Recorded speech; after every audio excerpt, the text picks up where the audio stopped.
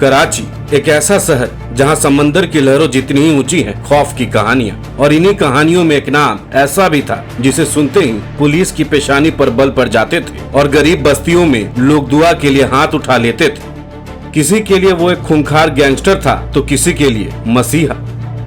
कहते हैं डर की भी एक शक्ल होती है, और जब उस शक्ल का नाम हो रहमान डकैत तो पूरे इलाके की सांसें थम जाती हैं। आदित्य घर के निर्देशन में बनी फिल्म धुरंधर इन दिनों सिनेमा घरों में दर्शकों के बीच जबरदस्त चर्चा में।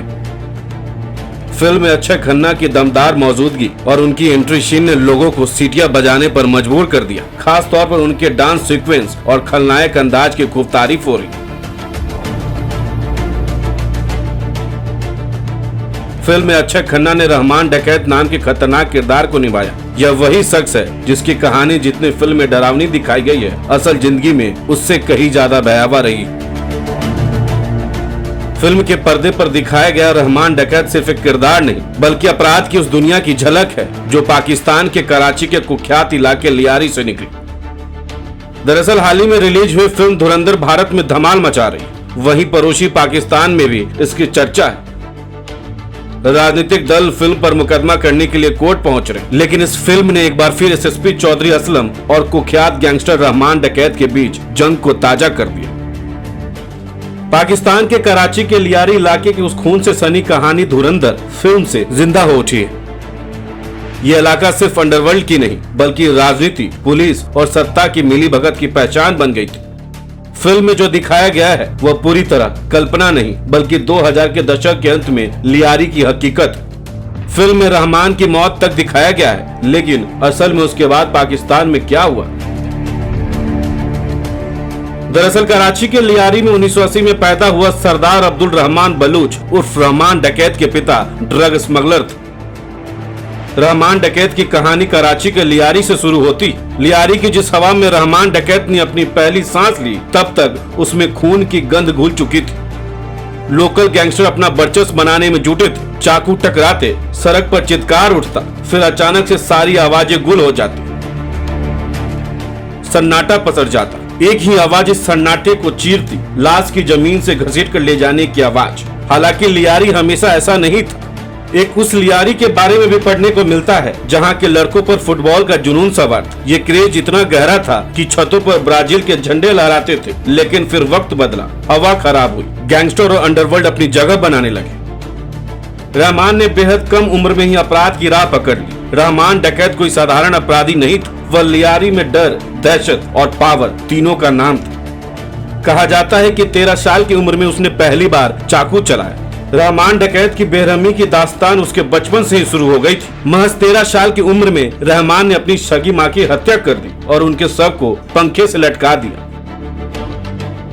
उसे शक था कि उसकी माँ का किसी के साथ अफेयर है। इस घटना के बाद पूरे इलाके में उसका ऐसा खौफ फैला कि लोगों ने मान लिया जो अपनी माँ का नहीं हुआ वो किसी का नहीं हो सकता। दरअसल रहमान डकैत के व्यक्तित्व के दो पहलू थे, जिसने उसे एक रॉबिन हुड जैसी छवि दी। कई लोग उसे भगवान मानते थे क्योंकि वह गरीब लड़कियों की शादियां करवाता था और लोगों के मुफ्त इलाज का खर्चा उठाता था। उसके इलाके में चोरी और सरेआम ड्रग्स बेचने की सख्त मनाही थी। नियम तोड़ने वालों को वो सीधा मौत की सजा देता था। 2007 में कराची एयरपोर्ट पर हुए बम धमाके के बाद रहमान डकैत ने खुद गाड़ी चलाकर बेनजीर भुट्टो को सुरक्षित उनके घर तक पहुँचाया था।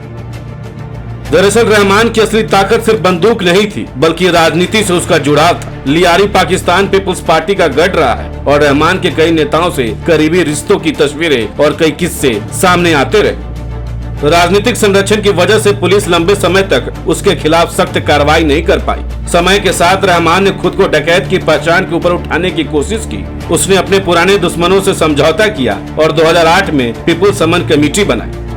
दावा किया गया कि उसका मकसद लियारी में शांति और विकास लाना था। यहाँ तक कि उसके चुनाव लड़ने की अटकलें भी तेज हो गई। यही वह मोड़ था जहां से उसकी कहानी ने खतरनाक रुख ले लिया। 9 अगस्त 2009 में रहमान डकैत पुलिस एनकाउंटर में मारा गया। रहमान पर 50 लाख का इनाम था। तब के मीडिया फुटेज में दिखता है कि एसएसपी चौधरी असलम रहमान की लाश के पास है। उन्होंने तब एक बयान में कहा था, मैं एसएसपी की हैसियत से यह पुष्टि करता हूं कि मरने वाला रहमान डकैत है। बता दें कि रहमान की मौत एक कथित पुलिस एनकाउंटर में हुई जिसमें एसएसपी चौधरी असलम का नाम सबसे आगे आया। पुलिस का दावा था कि इससे लियारी में शांति लौटेगी, लेकिन जमीन पर माहौल उल्टा था। लोग उसे स्टेज एनकाउंटर बता रहे थे। रहमान के करीबी जफर बलोच ने खुलकर आरोप लगाया कि उसे कोर्ट में पेश करने के बजाय खत्म कर दिया गया, जबकि वह खुद को समाज सेवी नेता के रूप में बदलना चाहता। उसका दावा था कि कई मंत्री, यहाँ तक कि राष्ट्रपति आसिफ अली जरदारी तक रहमान को जानते थे और लियारी संकट खत्म करने के वादे करते रहे।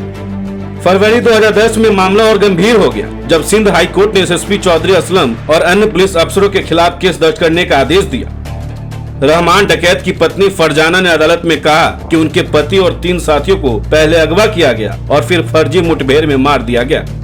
अदालत ने साफ कहा था कि एफआईआर दर्ज करने से पुलिस इनकार नहीं कर सकती, चाहे नतीजा कुछ भी। यह फैसला उस सिस्टम पर बड़ा सवाल था जो खुद को जज और जल्लाद दोनों मान बैठा था। हालांकि पुलिस जांच में बाद में एनकाउंटर को सही ठहराया गया, लेकिन लियारी की गलियों में आज भी यह सवाल जिंदा है कि रहमान डकैत अपराधी था या सिस्टम की पैदाइश। फिल्म धुरंधर में एसएसपी चौधरी असलम और रहमान डकैत की भिड़ंत दरअसल उसी रिश्ते को दिखाती है जहां कानून, अपराध और राजनीति एक दूसरे में घुल जाते। रहमान डकैत किसी के लिए खूंखार गैंगस्टर था तो किसी के लिए मसीहा। क्या रहमान डकैत वाकई सिर्फ एक अपराधी था या फिर वो सिस्टम की नाकामी का नतीजा? ये सवाल कराची आज भी पूछता है। तो रहमान डकैत की ये कहानी आपको कैसी लगी? अपनी राय हमें कमेंट्स में जरूर बताएं। वीडियो देखने के लिए आपका बहुत बहुत शुक्रिया।